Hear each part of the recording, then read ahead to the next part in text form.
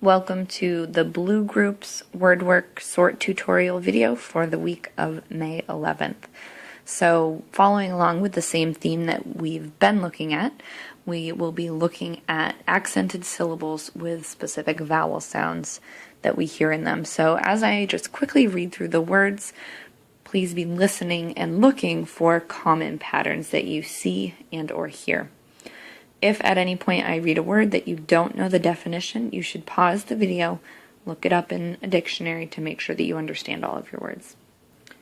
Succeed, feather, needle, leather, repeat, defeat, season, increase, compete, freedom, heavy, indeed, 15, sweater, pleasant, meaning, extreme, healthy, steady, Eastern, 13, reader, people.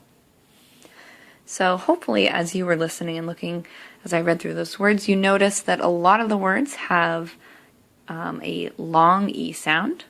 Some of them had a short E sound, and a lot of them had an EA vowel pattern, as well as some other things that we will see momentarily.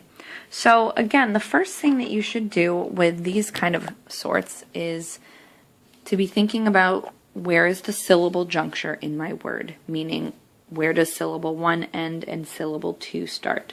So if I were to look at the word feather, if I break it down into 2 syllables, feather, feather, my syllable juncture is right there. So I do have a short E sound, and it's in the first syllable. So actually, before I continue with that, what I want you to do is to pause your video and to just do a sound sort. So by long E sound and short E sound. So for example, needle, we hear the E, the long E, needle. Here we do not hear the long E. Feather, we don't say feather. So do a quick sort by sound. Pause the video and then check back when you're done.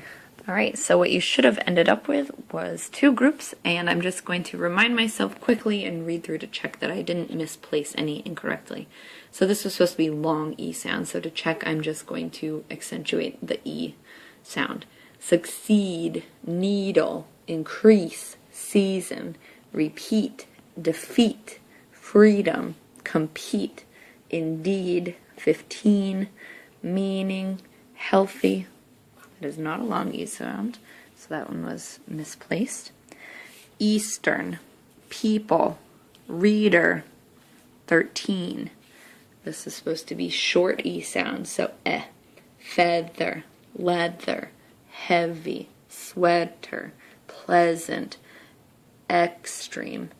This one's a tough one because it does have the first E makes a short E sound, and this ending syllable makes the long E sound.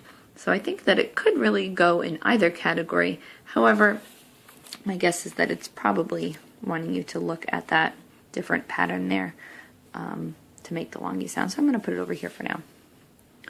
Steady, healthy. Alright, so those all work.